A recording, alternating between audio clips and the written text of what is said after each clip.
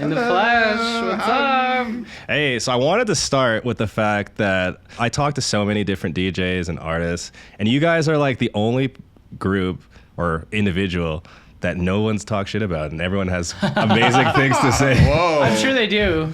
I feel like at the start, maybe I'm wrong on this, but the whole penis and lube thing, I bring that up instantly, of course. I think that might have started as people making fun of us, but that's a beautiful thing that unites people making fun of us, ourselves, and people who like us. This episode is sponsored by Max Endura Creatine Gummies. If you're looking for the easiest and tastiest way to get your creatine in, then these gummies are the way to go. Creatine helps with quick recoveries after workouts, bone health, brain health, cognitive function, a bunch of other things. It's actually crazy. They've been super convenient for me as I really don't like taking the powdered form of creatine, and I love a little sweet treat during the day. You know what I mean? So whether you're a gym girly, a traveler, or you're just trying to take your health to the next level, these creatine gummies are what you have been looking for, trust. Use the discount code ROSEMOTION at checkout, and back to the video. Because we don't take ourselves seriously. Hey. You can make fun of us, you can call us obscene names, and we're all for it. We just want to have a good time. Yeah, we're just trying to save up money to buy the domain penisandlube.com. It's a lot. Yeah, we're gonna. So yeah, hit us up on PayPal at Pineo and Loeb. Enter the link down here to support the cause. Very important cause. That's very nice, though. Honestly, I mean, we feel very blessed to be part of the scene, especially in Canada. I feel like it's like super tight knit, and being from the East Coast and having the opportunity to bring some people to play out there and just meeting friends all over Canada has been the best thing ever, including both It's you like guys. a family. The country's so small. We were just talking about that, and it's like if you're good, people will like you if you're nice to other people, and then if you're not nice, that gets around real quick too. So, we just try to be good vibes, positive energy, and hopefully everybody has fun. Hell yeah, and it is small. It's interesting because we linked in Ottawa. Yeah. Now we're in Calgary.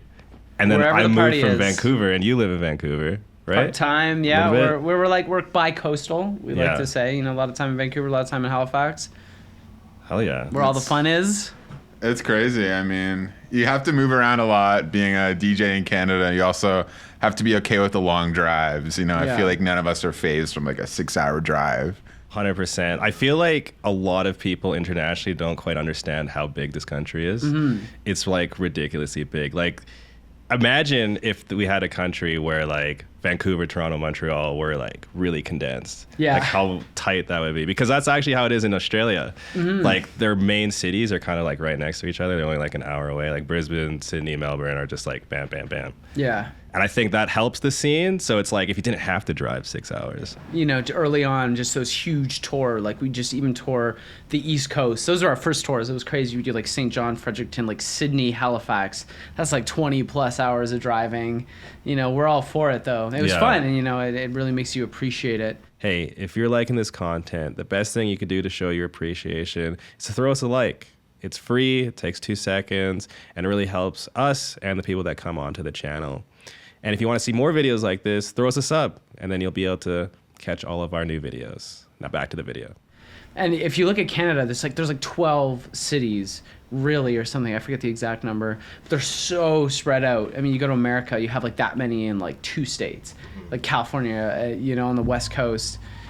So it is like kind of a tight-knit scene, just over broad distances. Yeah, I feel that. Totally. Well, I wanted to kind of take it back to when you first started making music. When you first fell in love with it, did you know that you'd be expressing yourself as electronic music producers?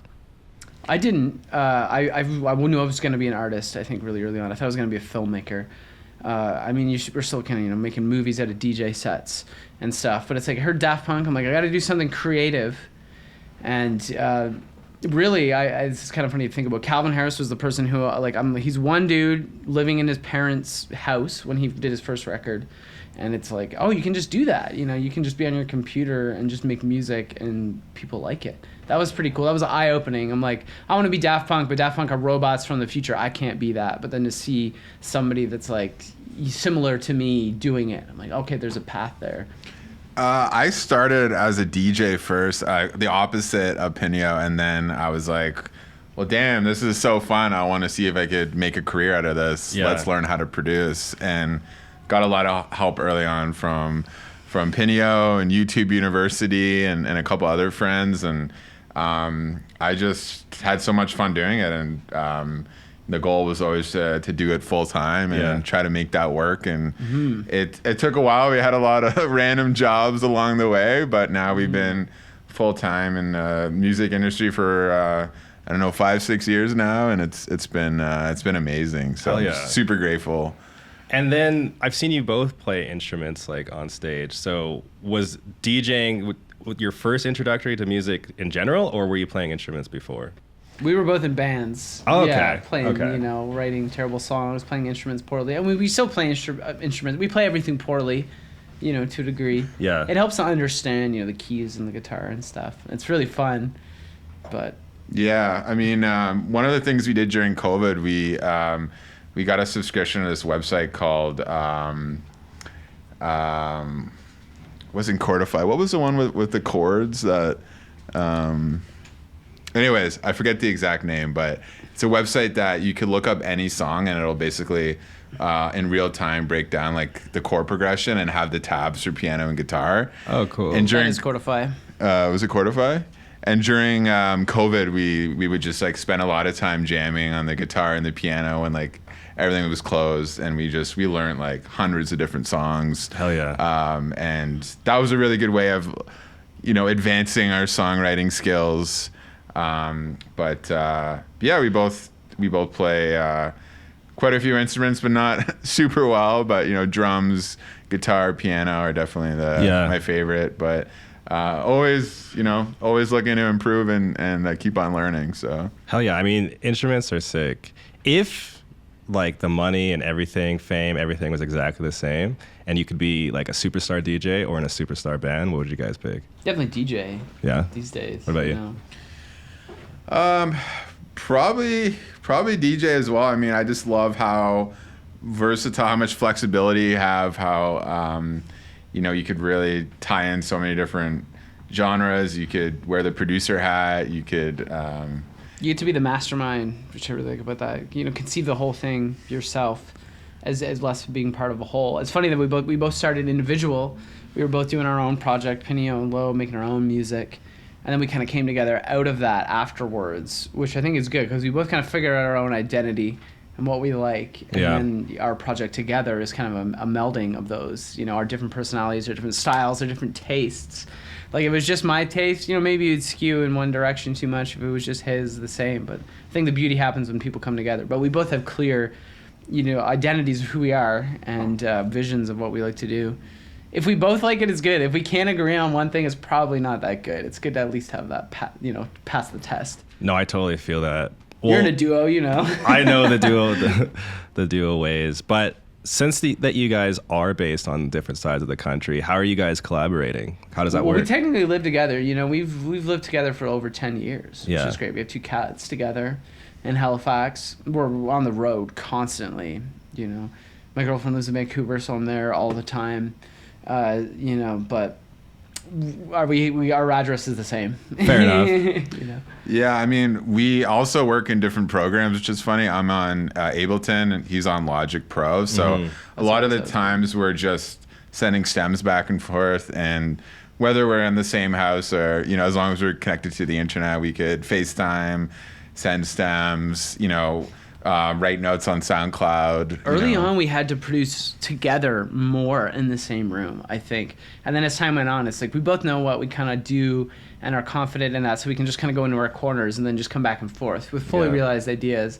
Because I think any producer knows that if you're sitting there and you're like trying to like write a melody or like do something and someone's over your shoulder, there's a little more pressure. But I think we really thrive when we have our headphones on and we're locked in. Yeah, that's kind of when the magic happens, and then we fire that back and forth. So how does a typical collab go down with you guys? Do one of you specialize in a certain thing, or do you guys both do everything? Does it change? Everything, yeah, both of us. Because we both write our own full songs. Yeah, sometimes Pineo will have an idea that's like, pretty much formulated, and then maybe I'll come in with some notes or add a couple layers on top of it, or vice versa. Sometimes we just kind of work together for so long that we kind of know what each other will like and what Mm-hmm. kind of fits for the sound that we're going for. Yeah. Which has evolved a lot over the years. But yeah, and it's also just to go back to where we started, like when we were both individual artists before being an official duo. I think one of the cooler moments was, do you remember Hype Machine from back in the day? Yep. So he was Pineo, I was Loeb, and he had like a song, I think it was like number 2 on Hype Machine, and I was a big Pineo fan. Like when I was starting, I would play his tunes and listen to his music, and I had one of my original songs also on like the global Hype Machine charts, and we were both up there together, even though we hadn't worked. Yeah, we weren't an official kind of team yet, but that was kind of one of those moments. Where it was We were like, both making waves in that community. That's pretty dated right now, Hype Machine. It's an aggregator of blogs, when blogs used to determine what was cool. Yeah. And if they put you on there, you'd get on there. But it was really good music, and there's still a sound. Bloghouse, that's kind of where that comes from, I think, which is a sick style. I grew up on that, like Chromeo and Justice and stuff. Putting out these like 126 MP3s, and it's like, this is so fire, even though it sounds like it's playing out of a potato. But yeah, we're both there in the same scene. We got to team up. We're in the same city, and we're both on the same chart or whatever. No, it's so great that you guys realize that, because I feel like when you find people that you can truly vibe with, you have to hold on to those people, because the industry is just so turmoil, and it's hard to just, even though there's a lot of dope people, I feel like it's sometimes hard to connect exactly with what you want. So it's pretty amazing that you guys have found that. Yeah, we're lucky. Thank you. It's grateful. It feels like fate. I wanted to talk about the fact that you guys don't use the same program. Like, I think a lot of people would be a little bit shocked about that. The Sponges do the same thing. Yeah. I'm like, I get it, It just doesn't matter. It's just like an extension of you, the program. Are you good at making sounds with it? Can you do what needs to be done? Yeah. At the end of the day, all you're doing is making sound. I make sound with this, you make sounds with that. Whatever we put it together on, whatever we finalize in, whatever. It's just sound.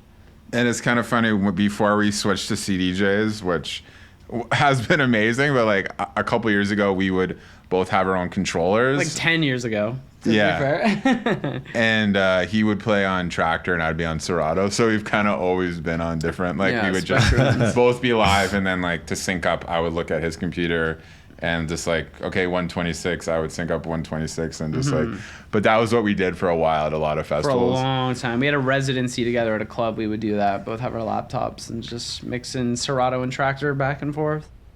That's insane. That's pretty hardcore. If it works, it works. Straight up. It was funny. I mean, that's where we kind of grew a lot as a DJ, was having these club residencies. And, sometimes we'd come in and play 8 hours some nights. Like, we'd play like a private party and then another party and then 9 to 2 a.m. And I feel like we did a lot of experimenting, made a lot of mistakes, and we just learned a lot about like dealing with DJing in front of a lot of people. Working a crowd, and, like, being in front of people, having fun. Yeah, and just like all the different chaos that could happen when you're playing in a nightclub, Straight up. It can get wild. It definitely can. Well, speaking of chaos, you guys have done so many shows. So between the festival gigs and the club gigs, which one do you think gets more out of control? That's kind of fun. It's a funny question, comparing them. I mean, club gigs are where fights break out and stuff. Like Shambhala, there's not really fights breaking out. It's a little more controlled. Everybody's there for a reason. Yeah. There's this great cohesion. Clubs are more chaotic as a whole. I think you never know what the hell's gonna happen. Some crazy, there's been some ambulances pulling up the club sometimes. We realized that early on. That's an interesting one. I just want to touch on quickly. One time we were playing in a club and we played some hardcore angry rap song. And then a fight broke out immediately. And it really made me think about the energetic value of music. And if you're playing a song that's really low vibrational or really angry, a fight is more in tune to break out. But if we're playing something We Are Family, you're probably not going to have a fight to that. You're going to get along. Music is energy and it's powerful. Sometimes DJ hip-hop, I'm not saying all hip-hop's like that, but definitely there's been times where we play songs kind of like that. Play some Will Smith and throw down. Yeah, it's like Will Smith was making everyone throw down. Yeah, getting a fight. Yeah, getting jiggy with it. Yeah, but it's different energy, different music, different energy. That's really powerful when you're DJing. I really think about that. What is this song's energy? You hit play. What is this bringing to the room? You create an energetic space. I love having that power. It's like, what journey, what corridor are we going to go down? Yeah. And then if you throw down your Rammstein remix, then the fights will come out. Little headbang. Yeah, throw some punches. Hardcore. What are some of the struggles that you've gone through as an artist that some people from the outside looking in might not understand? That's a good question. The tour is really grueling at times. It's so glamorous and so amazing. You see the Instagram story. It's like, we're here. It looks great. But then it's like, you'll be in no sleep, brutal travel, horrible misconnections. Some days we just laugh. It's like, delays, and you miss 3 flights. And then we have to rent a car and drive across 3 states on no sleep. And you're just like so burnt out. And you're just a corpse. But you're like, this is still the dream job. Mm-hmm. This is just a part of it. We're not going to showcase that. We're not going to go on Instagram like, yeah, I'm on 1 hour. I mean, maybe we should. I don't know, but there's highs and lows. I'd watch a doc. Yeah. We're writing the book. We're working on the book. I swear it's going to be good.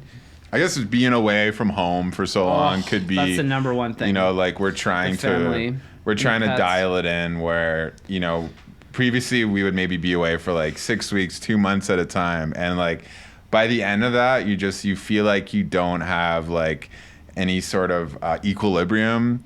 It's just like you're away from your pets or your family or your partner or whatever. It does make it really difficult.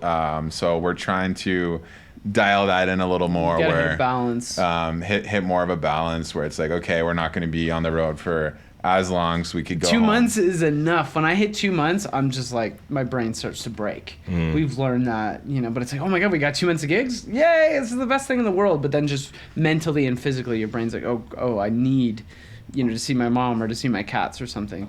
But it also makes me kind of feel silly because I know some people go to work for like 6 months, on a shift or something, or like service or something. So there's always like, you take a step back and you're like, this is still, I wouldn't want to be doing anything else. I'm so grateful to be doing this. And I can't complain. And we just complain to each other and then that's funny and it's fine. Also the routing, like when we started, we had the worst routing. Like our first tour that we helped organize, it was like 18 dates across Western Canada. And we were going from like Regina Friday to like Revelstoke Saturday to Victoria Sunday. Like we just to Winnipeg after, and people would look at it and they're like, what? Like, why are you doing it like this? We're like, who organized this? We don't know the geography. We're just like, we got a couple gigs. It's like they said they'll book us. Let's take it. I'm down. Open up the Google Maps. That happened one time. We were in like, what was it, Revelstoke? And then we were like, okay, when do we got to get to Saskatoon in the next day? And we're like, if we leave at 5 a.m., we'll make it. We're like, oh, crap. And then we left at 5 a.m. and drove all night. And through a big, massive snowstorm. And that was the only hotel on that tour that we had like a hot tub and like... the nicest hotel. And really nice beds. And like we couldn't even get in the beds or use the hot tub. So it was just kind of ironic. But that's hilarious. That's how it goes. I mean, you got to learn over time. Mm-hmm. It wouldn't be as fun if you didn't. Fall forward. That's what we say. Forward. Yeah, we're always just like, We're failing forward and having fun. On your guys' like come up journey, who are some of the collaborators or other artists in the industry that you've learned from or got guidance from? Everyone in the scene. Yeah, I mean, beautiful, tight scene. We're always learning. We're always taking notes. Anyone that we talk to, we were promoters as well, bringing in artists to play in Halifax when we were starting out, and like asking them questions about the do's and the do nots in the music industry has been working super helpful. I used to work as like a backline tech at a festival. That was really eye-opening. So I'd set up CDJs and run cables for like every kind of DJ, every kind of act, involved one of these big festivals out there. And you just see that's how I met the Funk Hunters. Yeah. I had no idea who they were. And then now we're like homies, now we've toured with them and stuff. But just to see them come in, see how they do it, what goes on. One time the stage manager freaked out and was yelling at them because they went over their set time. And I'm like, okay, don't go over your set time. You learn. Bad. Yeah. But, it was okay. And just the power of the internet, I think, is super inspiring. Like one of our first remixes we did, Don't Fear the Reaper by Blue Oyster Cult. We released it on YouTube and we got an email from the lead singer of the band being like, trying to help us clear and release, this remix officially. And we just made it in our room after DJing, like for fun. It was like, holy cow, like we could actually reach these like Grammy winning or Grammy nominated bands, and then Stylust, the Funk Hunters have since the beginning. Neon Steve have been super supportive. Geez. We wouldn't have been at Shambhala if it wasn't for Neon Steve and Stylust. Those guys, love them so much. The fact that they took a chance on us. There's also kind of this sense in the music scene where it's like, this is mine, and you don't want to let people in. So when people like let you in and encourage you and help you, that's really nice. And now we want to do that for anybody. We want to help anybody. We don't want to gatekeep. There's room for everybody. There's good. If you have got good music, you got something to give, then it's like, come on in. It's gonna be great. It's gonna be a better party. There's no reason to put up walls anywhere, I think. I totally agree. I feel like that's probably what holds a lot of the individual scenes back is just that mentality where it's like, I cannot be the only person to do anything and nobody else is allowed. But in reality, it's like even something as Stampede, it's like the restaurants make more money, the hotels make more money. Everybody's like doing better because they're all doing something together and pitching towards something that's truly amazing. And it's grown over the years. Like, it hasn't been as big as it is now. So it's cool when you have that positive attitude. It really gets a lot of the feedback loop. It just keeps going. The better and the better. 100%. The West Coast scene is like building because there's so many good artists. You got Rumpus, Thomas Anthony, Prayer Hands, the Funk Hunters, all these people. Rose Motion. Everyone is just making this thing that we're a part of better. We're all collaborating. If we don't realize it, we're all part of this musical ecosystem that's growing. That's the fascinating thing about art to me, is it doesn't get created in a vacuum. It always comes from somewhere and then is going somewhere. You're just part of a chain. And some people may think they're isolated, but you are a product of your surroundings, and you're positively affecting all the people around you.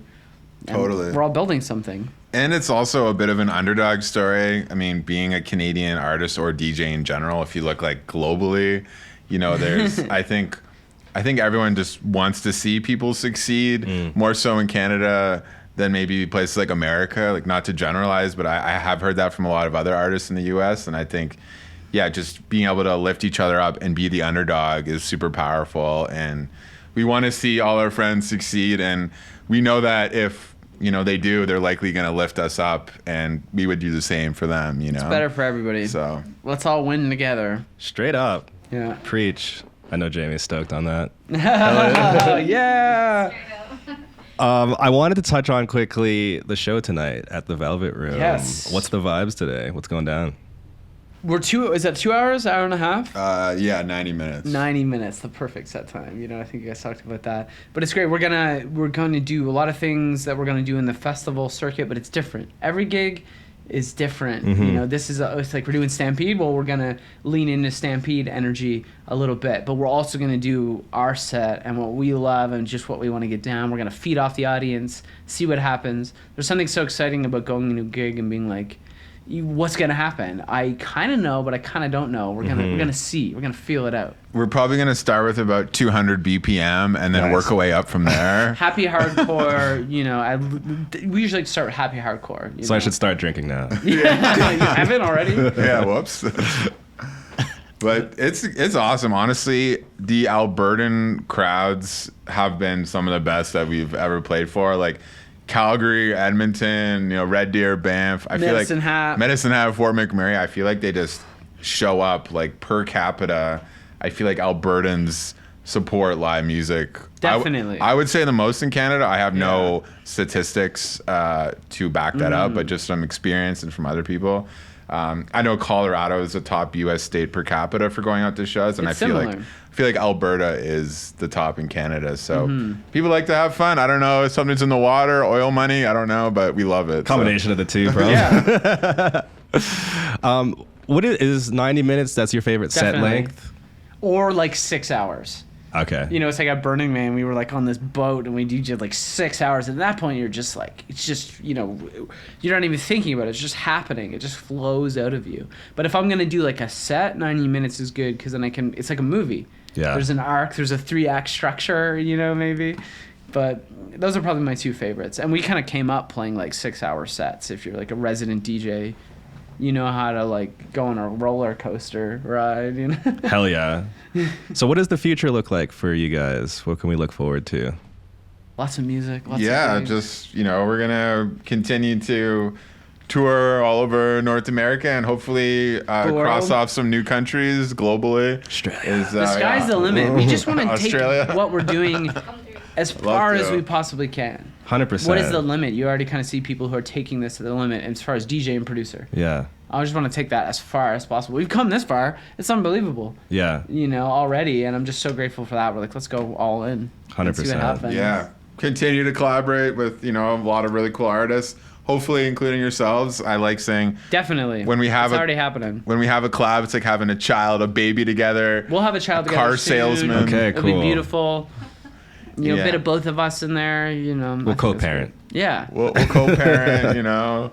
Yeah, I feel a kick happening, so yeah, it's nice. Honestly, I think that's the most rewarding thing for me as a musician is the collaborations. Is like making something with someone you admire. Mm-hmm. You know, and then you have this thing that's a bit of you and a bit of them. That's so cool. I want to collaborate with everybody because I love so many musicians. I'm a diehard music fan at the core, and I want to see what it looks like when my love of music and their love of music collides. See what that creates. Yeah. You know, and we've just been doing one after the other for like 10 years, pulling people together. Yeah. No, I love that. I mean, that's why like most of us got into music. I mean, especially even before DJing, like you like bands. Like a band isn't one guy. Mm-hmm. It's a cumulative effort of these people. And so it's like I feel like with the production world, you can do everything yourself, but it's nice when you can get the feedback from these other artists. That's exactly why we're a Absolutely. duo. We both figured out we could do it on our own, but it's better together. Totally, especially touring. Like, there's no way I would want to do this solo. I mean, all the driving, it'd just be super lonely. Yeah. And to share the highs and the lows with someone is awesome, you know. And also, some days I'm lacking and he's got to pull up the slack, or vice versa, you know. So we're real humans, you know. So we obviously. That's what a partnership. That's what team is. You lift each other up, you know.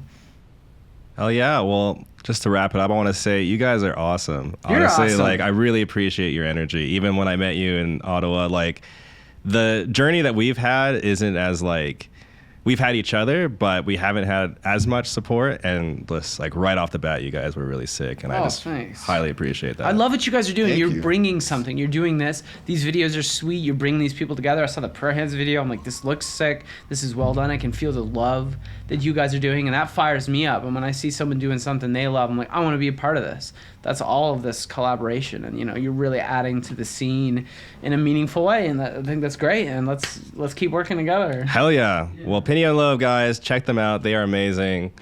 Lots of music, you know. Thank you so much. what we do. Thanks for tuning in. Yeah. Mwah, we love you. Love you all. Yo, what's good? If you're liking this content, make sure to like, comment, and subscribe to Rose Motion TV.